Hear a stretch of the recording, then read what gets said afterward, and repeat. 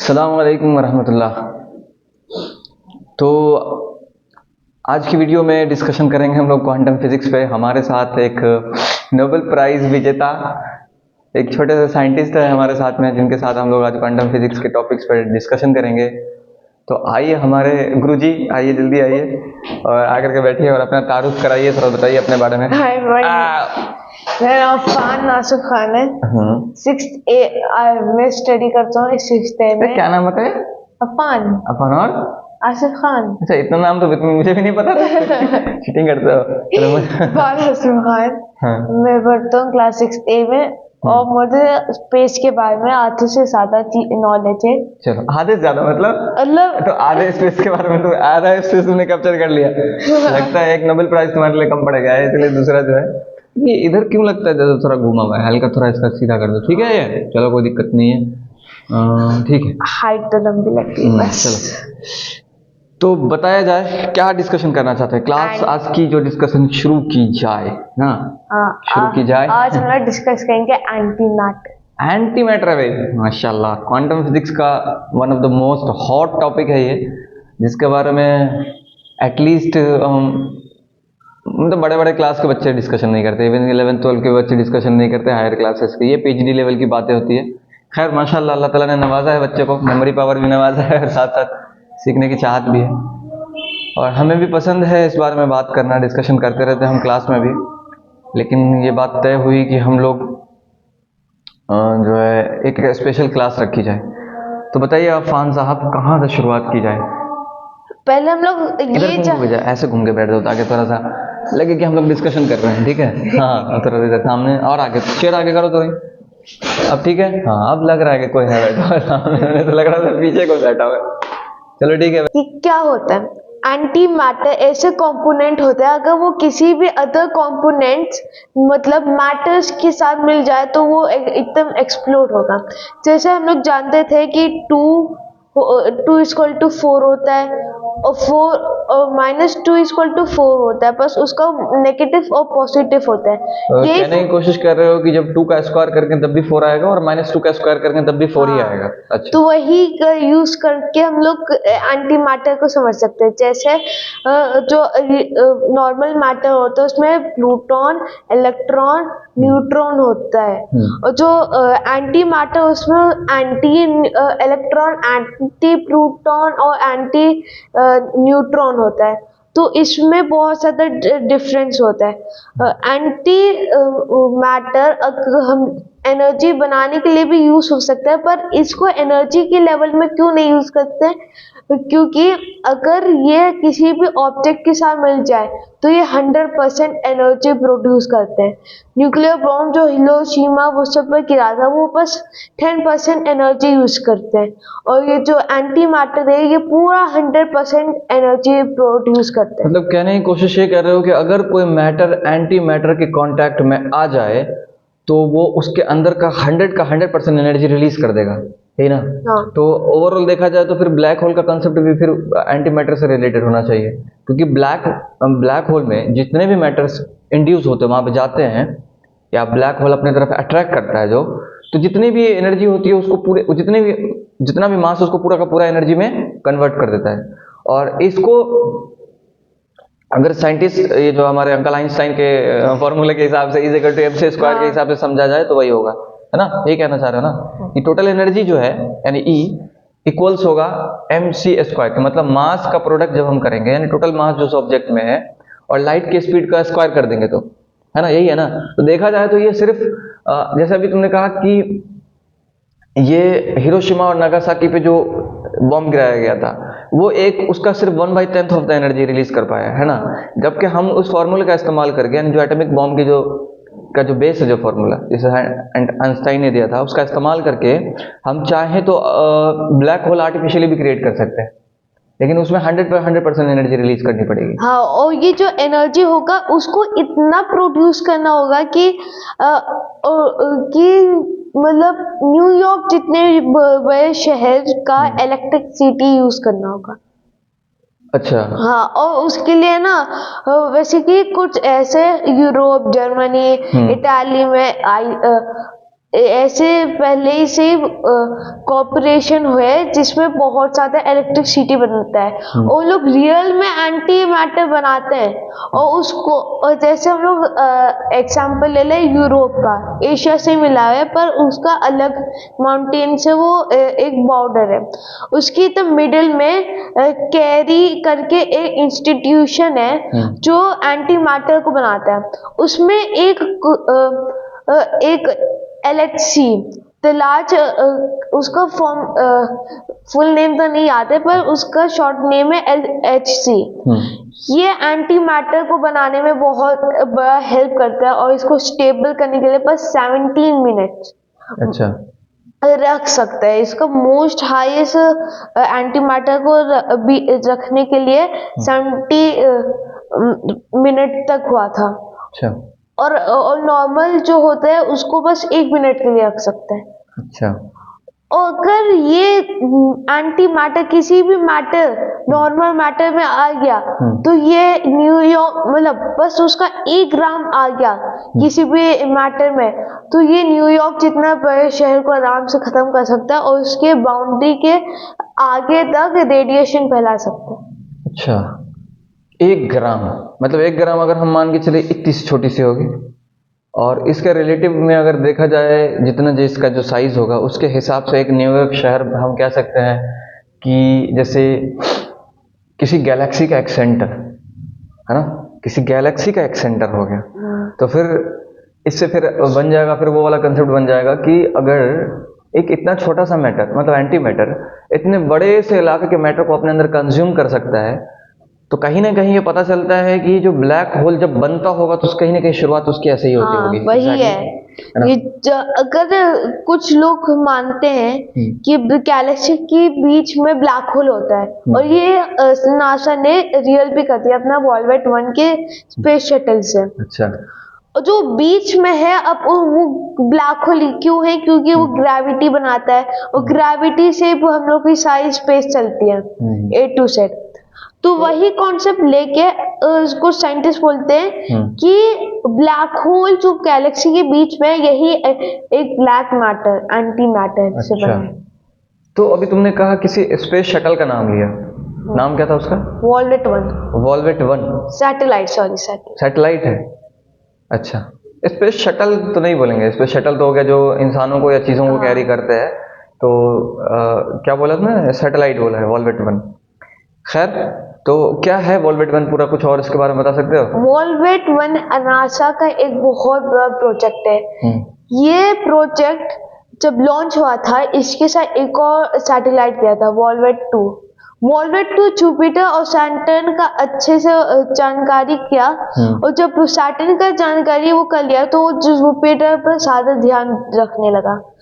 और ये सेम चीज वॉल्वेट 1 भी करता था ये मार्स और मार्स के साथ।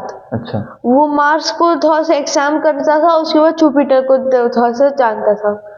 तो ये इसके बाद पर क्या हुआ कि नासा ने डिसाइड किया था कि हम लोग इस सैटेलाइट को आगे तक पहुंचाएंगे। और वो सोलर सिस्टम के बाहर भी चला गया है, मिल्की वे गैलेक्सी के भी बाहर। जब ये सोलर सिस्टम के बाहर गया था तो एक बबल कहलाता है, उसको बोलते हैं द एरिया बबल। अच्छा वो बबल सोलर सिस्टम को पकड़ में रखता है, मतलब पकड़ में नहीं, उसको सराउंड किया जाता है। ये कह रहे हो कि सोलर सिस्टम से बाहर गया, क्योंकि मिल्की वे गैलेक्सी बहुत ज़्यादा बड़ी है, उससे बाहर जाना इम्पॉसिबल है, तो सोलर सिस्टम अलग हो गया। बहुत सारे सोलर सिस्टम से जिसमें हमारा वाला एक सोलर सिस्टम है, तो हमारे वाले सोलर सिस्टम से बाहर गया होगा।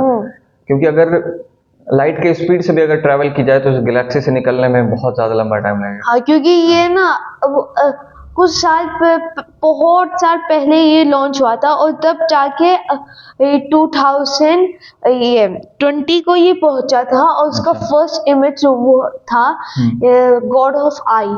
ये गॉड ऑफ आई एक ऐसा गैलेक्सी है, उसको अगर हम लोग देखेंगे तो वो एक आई की तरह दिखता है, ह्यूमन आई के शेप के जैसे दिखता है ना, तो उसके लिए उसको गॉड ऑफ आई कहते हैं। पर अभी भी, और ये जो ट्रांसफर इमेज हुआ था उसको 1 साल लग गया था अर्थ तक आने के लिए। सिर्फ उस ट्रांसमिशन को, वो जो सिग्नल उसने भेजा था। हाँ, क्योंकि और अब अगर हम वो है ना आउट ऑफ स्पेस पे चला गया होगा, इसका मतलब मतलब है, अब देखो, इसका मतलब है कि काफी दूर निकल चुका है वो, क्योंकि सूरज की रोशनी को 8 मिनट लगते हैं तकरीबन पहुंचने में यहाँ तक, तो 15 करोड़ किलोमीटर दूर है। जबकि अब उसी से अगर हम मल्टीप्लाई करके देखें 8 के मिनट के हिसाब से, तो कितना कितना था, 1 साल लग गया था। 1 साल लगा था उस सिग्नल को हाँ। पहुंचने में, तो वो तो काफी ज्यादा आगे निकल चुका है, फिर बहुत ज्यादा दूर निकल चुका है। और उसका जो इमेज वो था, अगर वो मतलब मान लेते कि अगर वो सन के पास रहता तो उसको अर्थ में बस एक इमेज पिक्चर पहुंचाने के लिए 1 मिनट लगेगा, और उसको उतना आगे जाके उसको 1 साल लगा, तभी ये फास्ट है। अगर हम लोग नॉर्मल वॉल्वेट 2 कर देखते तो वॉल्वेट 2 में उतना अच्छे से मतलब वॉल्वेट 1 ना? वॉल्वेट 2 लॉन्च हुआ था ना। अच्छा अच्छा। तो अगर हम लोग वॉल्वेट 2 को देखेंगे तो उसको 4 से 5 मिनट लगता है एक इमेज को, और इसके मुकाबले वॉल्वेट 1 ज्यादा 5 गुना ज्यादा फास्ट है, उसको हाँ। 1 ही मिनट लगते थे। हाँ, और अब अगर ये आगे भी चला गया होगा तो हम लोग को पता नहीं है कि कितना आगे गया होगा, क्योंकि अभी तक सिग्नल पहुंचे नहीं है वहां। हाँ, अगर वो भेजेगा भी ना तो हम लोग को दिखेगा भी नहीं, क्योंकि वो है ना 1000 ईयर्स लग जाएगा। अरे, इतना साइंटिस्ट नासा ने बोला है। अब अगर हम लोग एंटी मैटर का देखेंगे तो ये हम लोग इससे भी ज्यादा फास्ट कर सकते हैं, फास्ट जा सकते हैं। मतलब लाइट के स्पीड से भी ज्यादा जा सकते हैं? हाँ, 5 टाइम्स ज्यादा, 5 टाइम ज्यादा जा सकते हैं, क्योंकि एंटी मैटर अगर किसी भी मतलब आप समझ लीजिए कोई 75 kg का आदमी एंटी मैटर से बना है और हम लोग मैटर से, अगर वो हम लोग को भी छू लिया ना तो 1.5 हिरोशिमा के ऊपर जो बॉम्ब गिरा था और नागासाकी के ऊपर न्यूक्लियर बॉम्ब, उससे भी ट्रिपल टाइम ज्यादा होगा ये एक्सप्लोजन, क्योंकि ये 1.5 लाख टन से ज्यादा न्यूक्लियर बॉम्ब का इरप्ट करेगा वो रेडिएशन के साथ। 1 ग्राम के बारे में बात कर रहे हो? नहीं, अगर कोई इंसान हो गया 75 kg का। अच्छा। और ऐसे भी बहुत हार्ड रहेगा बनाने के लिए 1 ग्राम, क्योंकि इसमें ना ज्यादा एनर्जी होता है। और दूसरी बात, पूरे वर्ल्ड का जीडीपी देखेंगे तो 1125 ट्रिलियन है, और 1 ग्राम, बस 1 ग्राम एंटी मैटर का प्राइस है 62.8 ट्रिलियन। मतलब पता चला कि 2 ग्राम खरीदने में या बनाने में, अब उसको बनाने में भी उतनी खर्च होती होगी, मे भी शायद, या उसकी कीमत उस तरह से रखी गई क्योंकि वो बहुत डेंजरस है। हाँ, और उसको मेंटेन करने के लिए बहुत ज्यादा वो मास का और क्लैरिटी का वो चाहिए। तो एक बात तो यहाँ पे ये होगी कि जिसके हाथ में एंटी मैटर लग गया अगर, तो सपोज इसका मतलब सिंपल से यही हुई कि एक बार वो चेन रिएक्शन शुरू होगा। अब ऐसा तो नहीं है कि अर्थ के एक हिस्से को खत्म करेगा, अगर एक जगह उसका चेन रिएक्शन शुरू हुआ तो अर्थ को क्या, उसके बाद पूरा गैलेक्सी को, पूरा मिल्की वे गैलेक्सी, और धीरे धीरे करते करते करते करते वो ब्लैक होल में तब्दील होगा, बढ़ते बढ़ते पूरा बढ़ जाएगा और खत्म कर देगा। और एक बात अभी तुमने और भी कही कि जो एंटी मैटर का जो रिएक्शन होगा, जो स्टार्ट करेगा, वो तो लाइट की स्पीड से भी ज्यादा होगा। और इसका एक प्रूफ देखा गया है कि ब्लैक होल, असल में जो ब्लैक होते हैं क्यों होते हैं, क्योंकि लाइट रे वहां से ना तो रिफ्लेक्ट होती है, ना ही वहां से निकल के आ पाती है। रीजन इसका साइंटिस्ट ये देते हैं, दिखाई देता है वहां पे कि वो लाइट रे जो है वहां पे बेंड कर जाती है, लाइट रे बेंड कर जाती है ब्लैक होल के पास। तो इससे ये पता चला कि लाइट की स्पीड भले ही जितनी भी है, लेकिन उससे भी ज्यादा तेज में कुछ हो रहा है जो लाइट को रिफ्लेक्ट होकर नहीं आने दे रहा है, या ना ही वहां से निकल के पहुंचने दे रहा है यहाँ पे, उसको भी कंज्यूम कर ले रहा है वो, है ना। तो जब तक वहां से एनर्जी हम तक पहुंचेगी नहीं लाइट रे की शक्ल में, लाइट एनर्जी की शक्ल में, तो हमें तो दिखाई देने वाला है नहीं ब्लैक होल। तो ब्लैक होल तो ब्लैक ही रहेगा हमेशा हमेशा के लिए। और कहीं ना कहीं देखा जाए तो या तो एंटी मैटर कहें, या हम ब्लैक होल कहें, या हम ये कहें कि लाइट के स्पीड से भी ज़्यादा कोई चीज़ हो सकती है। और तो ये तीनों चीज़ें अलग अलग नहीं हो सकती हैं, ये सारी की चीज़ें एक साथ मिली जुली हुई हैं। क्योंकि जैसे हम लोग डिस्कशन कर रहे हैं और जैसे जैसे चीज़ें सामने आ रही हैं, उससे यही पता चल रहा है कि सारी चीज़ें एक दूसरे से जुड़ी हुई हैं। यानी कि हमें अगर लाइट की स्पीड से ज़्यादा ट्रैवल करना है तो हमें सबसे पहले एंटी मैटर पर कंट्रोल करना होगा, कमांड हासिल करना होगा उस पर, कि अगर हमने एंटी मैटर को कंट्रोल कर लिया, फिर उसी हिसाब से हम किसी भी चीज़ को, एनर्जी को 100% रिलीज कर पाएंगे, और उसके स्पीड को, फिर अब उस पर कंट्रोल कर लिया तो मतलब उसके स्पीड को भी कंट्रोल कर सकते हैं, है ना। चलो ये तो हो गया। और एंटी मैटर में ना साइंटिस्ट बोले हैं कि ये ना फ्यूचर के लिए बहुत ज़्यादा एफिशिएंट भी हो सकता है, क्योंकि ये ज़्यादा एनर्जी को प्रोड्यूस करता है, और आगे जाके ज़्यादा एनर्जी, ग्रेविटी वो सब चाहिए, तो वही इसको यूज़ कर सकते हैं, पर इसको है ना गलत हाथों में नहीं यूज़ कर सकते, क्योंकि जैसे अमेरिका ने वो अपना फर्स्ट न्यूक्लियर बॉम्ब बनाया था, तभी से सारे कंट्रीज को बनाना पड़ा है। क्यों? और रशिया ने भी साथ बनाया है। क्यों? क्योंकि उन लोगों को अपना प्रोटेक्शन चाहिए था। अगर अमेरिका किसी के ऊपर न्यूक्लियर बॉम्ब इरप्ट कर देगा, गिरा देगा, तो हाँ गिरा देगा, तो उस कंट्री को भी लॉस झेलना पड़ेगा ना, तो वो थोड़ी ना कोई भी मानेगा। रिस्क लेना नहीं चाहता, इसलिए सबको वो जो है अपने डिफेंस के लिए वो बनाना पड़ा है ना। हाँ, और उसके ही वजह से अगर एंटी मैटर क्या यूएसए के, रशिया के हाथ में लग गया, तो वर्ल्ड का तबाही साथ है 100%। फिर तो कल्याणम ही कल्याणम है ना, खत्म हो जाएगा सब कुछ। खैर, इतनी ज़्यादा पावर इंसानों के हाथ में आना सही भी नहीं है, और चाहे वो अमेरिका हो या कोई भी कंट्री हो, क्योंकि अगर जापान को मिल गया तो जापान सबसे पहले अपना बदला लेगा अमेरिका से। रशिया को मिल गया तो रशिया तो खत्म ही कर देगा। हाँ, चाइना भी उसका बहुत बड़ा दुश्मन है अमेरिका का। और उसके बाद ये कोरिया, ईरान और है, यमन। कोरिया है, यमन है, पाकिस्तान है, सारे। क्योंकि देखो अमेरिका ने जो हरकतें की है ना इतने सालों में, सबको तंग करके रखा है, इसको लूटा, उसको खसूटा। अभी भी देख लो फिलिस्तीन वाले जो चल रहे हैं, इजराइल परेशान करके रखा, परेशान क्या कर रखा, जेनोसाइड कर रहा है, वहाँ पे लोगों को मार रहा है, और वो जो है वो बस वो अमेरिका उसको सपोर्ट कर रहा है। तकरीबन 14 या 15 बिलियन अब तक दे चुका है वो इजराइल को बम गिराने के लिए, है ना। तो ऐसे कंडीशन में अगर इमेजिन किया जाए कि जिस हिसाब से अमेरिका ने सारे कंट्रीज को परेशान कर रखा है, पूरी दुनिया में परेशान क्या कर रखा है, लोगों का कत्लेआम किया है, इराक में मारा है, सीरिया में मारा है लोगों को, बेगुनाह लोग, लाखों लोगों को मार दिया है, ईरान में भी अभी भी बमबारी कर ही रहा है वहाँ और अपने पावर से सारे कंट्रीज को चलाते हैं। बिल्कुल। असल में अगर देखो, अगर इस बारे में अगर और बात की जाए तो यहाँ पे यही समझ में आएगा कि बाकी कंट्रीज का तो पता नहीं, लेकिन अगर अमेरिका के हाथ में वो लग जाए वो, तो फिर तो वो सबके ऊपर वो बादशाहत और करेगा, बोलेगा कि मैं सबका बाप, तो सब मेरा बेटा, और मेरी हुकूमत चलेगी तुम सबके ऊपर। ऐसे भी पर एक बहुत बड़ा लॉस भी है अमेरिका का, क्योंकि अमेरिका कुछ पावरफुल कंट्री को रखता है, और रशिया अगर उसका बस आइस वाला एरिया हट जाए तो वर्ल्ड के मोस्ट पावरफुल कंट्री में आएगा, क्योंकि वो उसके पास वर्ल्ड रिकॉर्ड है मोस्ट पावरफुल और डेंजरस वेपन्स का। ये रशिया के पास एक वर्ल्ड डिस्ट्रॉयर, एक बॉम्ब है जिसका प्राइस होता है 5 बिलियन। बस क्या नाम है? World destroyer bomb. वर्ल्ड नाम है उसका, वर्ल्ड डिस्ट्रॉयर।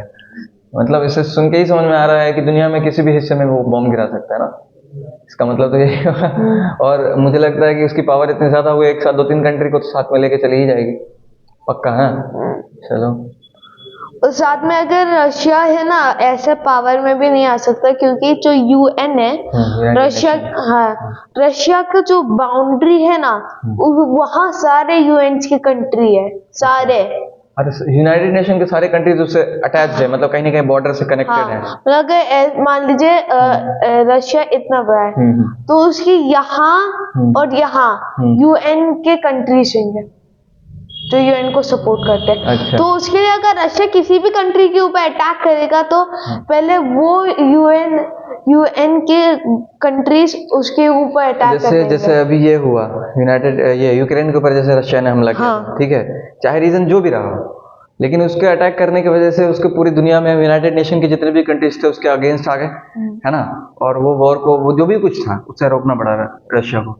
लेकिन यही चीज अगर इजराइल करती है फिलिस्तीन के खिलाफ, या अमेरिका करती है यमन के खिलाफ, या कुछ भी किसी भी कंट्री के खिलाफ, तो कोई कुछ बोलने वाला नहीं है।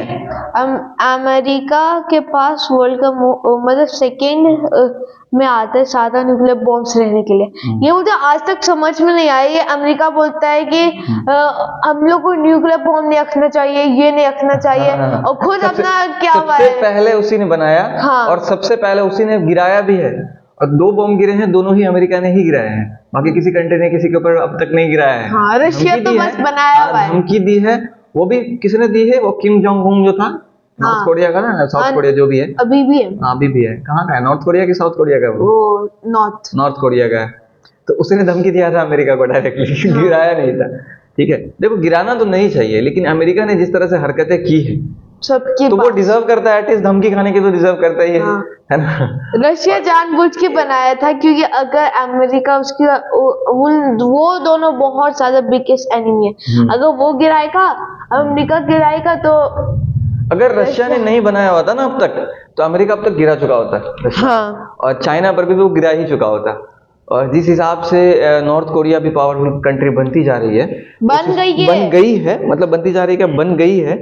अगर किम जोंग उन अगर लड़ने के मूड में नहीं होता, अगर धमकी नहीं देता, तो पता चलता कि अब तक जो है उससे परमाणु बम, उससे एटॉमिक बम उससे छीन लिया गया होता, मतलब उसको बैन कर दिया गया था। बहुत सारी ऐसी कंट्रीज हैं जो अपना एटॉमिक बम बिना अमेरिका के परमिशन के यूज भी नहीं कर सकते, पता है कि नहीं? नहीं। बहुत सारे ऐसे कंट्रीज हाँ है उनके पास एटॉमिक बम, लेकिन बिना अमेरिका के परमिशन के यूज नहीं कर सकते। अमेरिका देखो मतलब किस तरह से गेम खेला है अमेरिका ने हर जगह।